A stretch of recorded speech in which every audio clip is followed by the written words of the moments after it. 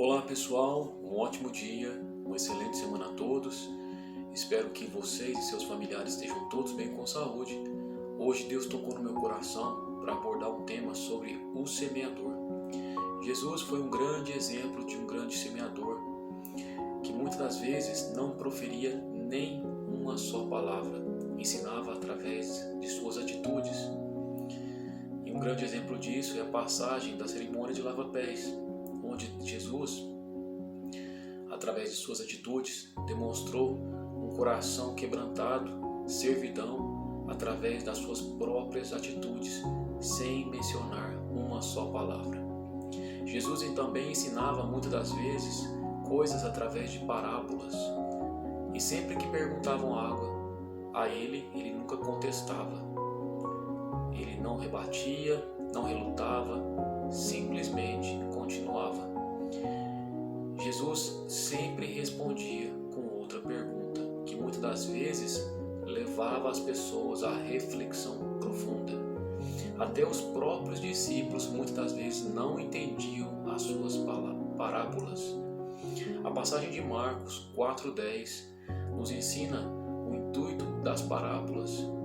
Aos que estão fora, tudo é dito por parábolas, a fim de que, ainda que vejam, não percebam, ainda que ouçam, não entendam. De outro modo, poderiam converter-se e ser perdoados. Da mesma forma, em Marcos 4:14, Jesus e o Evangelho nos ensina a verdadeira função do semeador, que nada mais é que semear a palavra e os ensinamentos do Criador.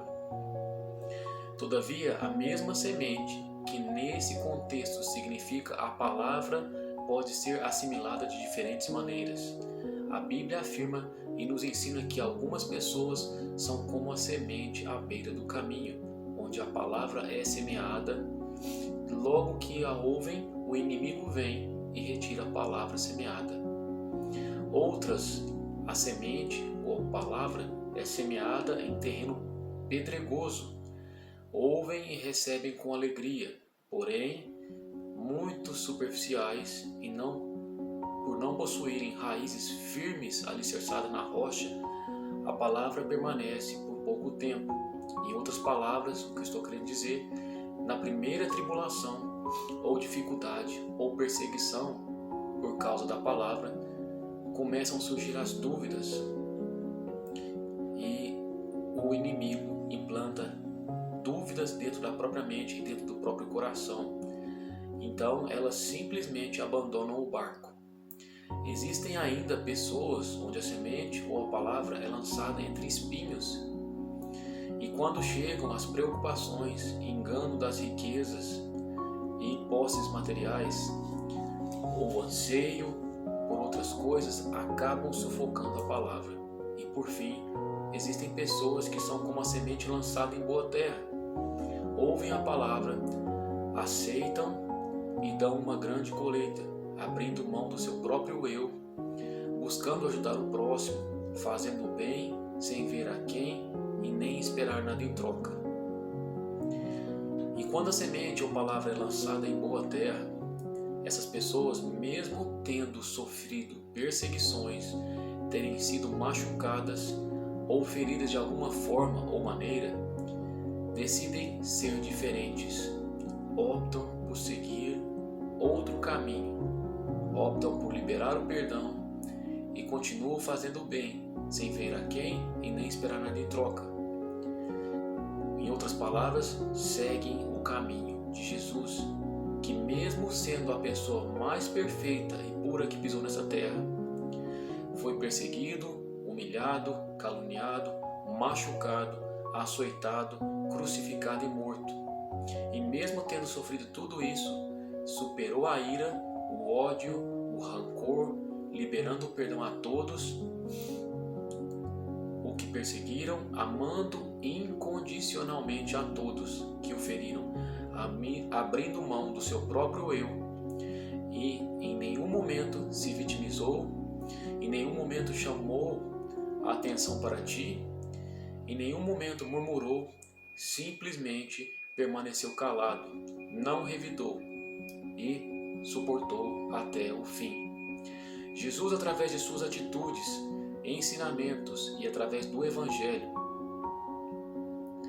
em Levítico 12:15, nos ensina que a vida de um homem não consiste na quantidade dos seus bens e que uma das condições para nos tornarmos discípulos de Cristo, precisamos estar dispostos a abrir mão de tudo para segui-lo. Em Marcos 8:35, Jesus nos ensina que para ganhar a vida temos de entregá-la completamente. Em outras palavras, viver o Evangelho por completo. É importante destacar que o dinheiro e as riquezas e os tesouros do mundo não são malignos. O grande problema é o amor aos bens materiais, o apego e o amor ao dinheiro e às riquezas e às posses terrenas, fazendo com que as pessoas deixem de confiar em Deus e confiar apenas no Deus Mamon, que é o Deus do dinheiro. Na parábola do semeador, Jesus nos adverte a respeito dos cuidados da vida e do engano das riquezas. O apóstolo Paulo nos ensina em Timóteo, dizendo: os que querem ficar ricos caem em tentação, em armadilhas e em muitos desejos descontrolados e nocivos, que levam os homens a mergulharem na ruína e na destruição, pois o amor ao dinheiro é a raiz de todos os males. A história do jovem rico é um grande exemplo claro do amor ao dinheiro. O jovem rico alegava ter cumprido todos os mandamentos, mas Jesus conhecia seu coração. Então ordenou que vendesse tudo e distribuísse o dinheiro entre os pobres. O jovem simplesmente não quis e ficou triste e acabou indo embora. Em Atos 20:35, o mestre nos ensina que existe e há maior felicidade em dar do que em receber. Da mesma forma, Jesus enfatizou que é mais fácil passar um camelo pelo fundo de uma agulha do que um rico entrar no reino de Deus. A maior necessidade das igrejas evangélicas atualmente é conseguir membros, pessoas que realmente vivem o Evangelho em seu dia a dia, não apenas só em palavras, mas em atitudes diárias, que queiram realmente tornar-se discípulos de Jesus Cristo. O maior problema hoje, pelo menos a meu ver, é que os pastores e a igreja têm doutrinado pessoas com suas convicções pessoais e se esquecem de gerar novos discípulos, verdadeiros adoradores de Jesus Cristo. E criar discípulos era o objetivo de Jesus, pregar a palavra e gerar discípulos. Existe uma grande diferença entre adepto de uma religião e um discípulo. Adepto é aquele que muda os seus conceitos.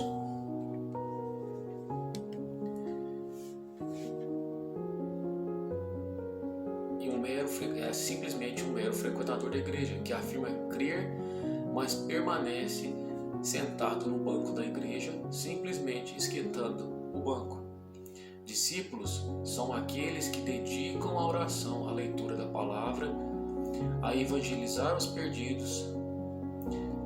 Como discípulos, Deus deseja que enxerguemos o mundo pela sua perspectiva, para que possamos assim expandir a nossa visão sobre as necessidades da igreja, assim como nossa participação no corpo de Cristo. Discípulos não são amigos que se apresentam apenas quando tudo vai bem.